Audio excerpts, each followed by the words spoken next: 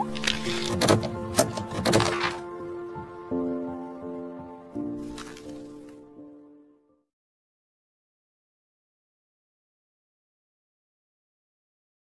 wabarakatuh.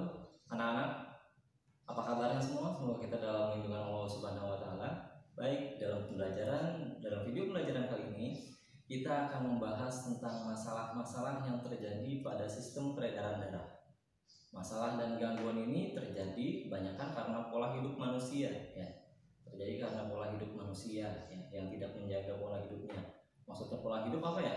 Misalkan pola hidup itu adalah pola makan, pola tidur, ya, kemudian juga kegiatan dia sehari-hari itu. Ketika kita terjadi gangguan di sistem peredaran darah, maka kita harus melihat apakah pola hidup kita ini sudah sehat atau belum. Nah, itu sekarang yang akan dibahas adalah macam-macamnya, ya. Pertama, macam-macamnya. Ada dua gangguan, ya. Sebenarnya ada dua gangguan. Ada dua gangguan yang terjadi pada peredaran darah, ya.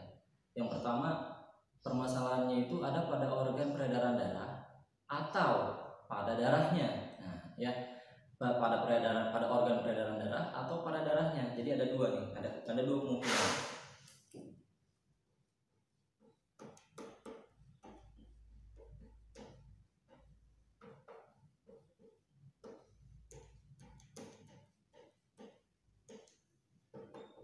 Gangguan yang pertama itu organ peredaran darah, ya. Organ peredaran darah itu yang telah kita ketahui kemarin adalah seperti jantung dan pembuluh, ya, pembuluh darah.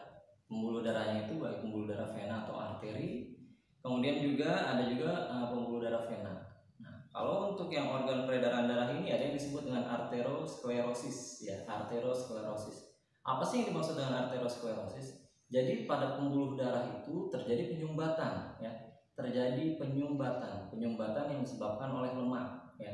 Ada lemak-lemak jahat yang tidak bisa tercerna oleh tubuh sehingga dia membuat saluran peredaran darah itu saluran peredaran darahnya itu terutama arteri, ya, itu tersumbat di situ, ya.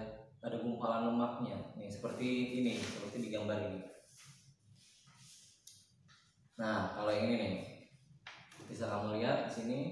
Ini adalah penyebab penyakit stroke. Stroke itu terjadi pada jaringan otak, ya, pada saluran pembuluh darah otak. Saluran pembuluh darah otak. Jadi di sini ada pendarahan atau rupture, ya. Di sini ada pendarahan. Pendarahan ini terjadi karena adanya penyumbatan terus sehingga salurannya itu akhirnya jebol lama-kelamaan, ya. Kemudian di sini ada juga blockage. Kalau ini penyumbatan, ya. Awalannya sih penyumbatan sehingga darahnya terus mengalir terus dan terus mendorong, akhirnya terjadi pendarahan otak, ya, sehingga terjadi penyakit stroke. Ini untuk yang pertama. Kemudian di sini ada kalau yang di saluran peredaran darah yang di otak, ya. Kemudian yang ini di organ apa ini? Jantung, ya. Jadi di jantung itu karena dia memiliki organ juga, ya. Jantung sendiri adalah organ, ya.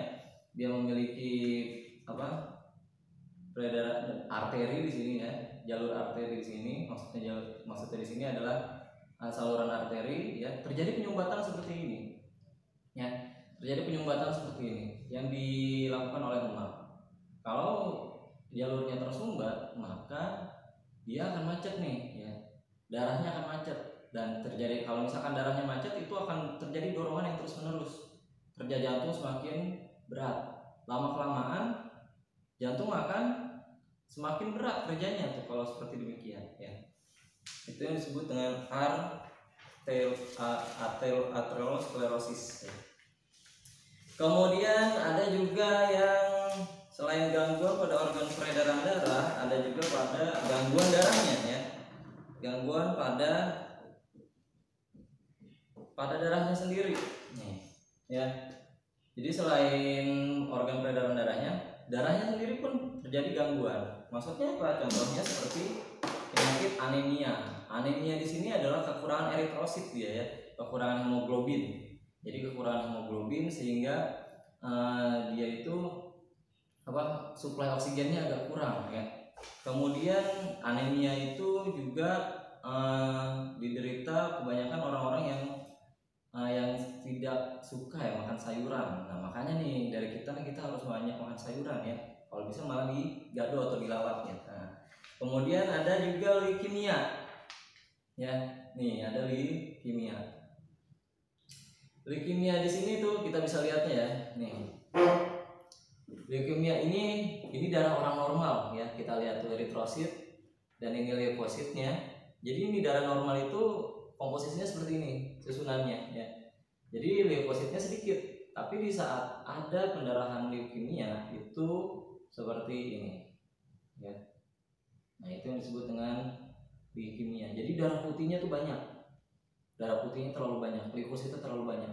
Loh bukannya kalau banyak nggak apa-apa Pak? Iya nggak apa-apa kalau misalkan dia tidak menyerang yang lain. Permasalahannya adalah kalau di sini leukositnya terlalu banyak sehingga dia menyerang sel-sel darah yang lain, sehingga menganggap sel-sel darah yang lain itu adalah musuh ya. Sedangkan kita tahu fungsi dari leukosit sebenarnya adalah memusnahkan bakteri atau virus yang masuk. Tapi ini salah sasaran karena leukositnya terlalu banyak sehingga temannya sendiri eritrosit dan trombositnya justru malah diserang juga gitu ya, malah dianggap sebagai musuh.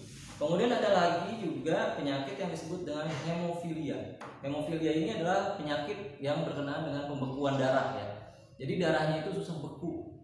Kalau luka itu ngocor terus, keluar terus darahnya tuh. Nah itu yang disebut dengan penyakit hemofilia. Nah apakah ada cara untuk menghindari penyakit-penyakit tersebut dan gangguan tersebut? Ada. Bagaimana caranya? Dengan cara kita terus melakukan pola hidup sehat. Bagaimana pola hidup sehat? Berolahraga, makan makanan yang sehat.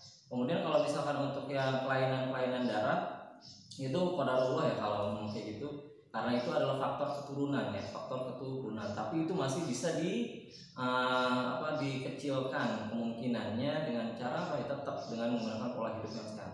Dan ingat tidak boleh begadang, main game jangan sampai malam banget. Kemudian hindari yang namanya rokok ya, hindari yang namanya rokok. Oke, mungkin itu aja yang bisa saya sampaikan untuk teman kali ini di penyakit atau gangguan-gangguan yang terjadi pada peredaran darah. Subhanakallahumma wa bihamdik asyhadu an la ilaha illa anta astaghfiruka wa atubu ilaik.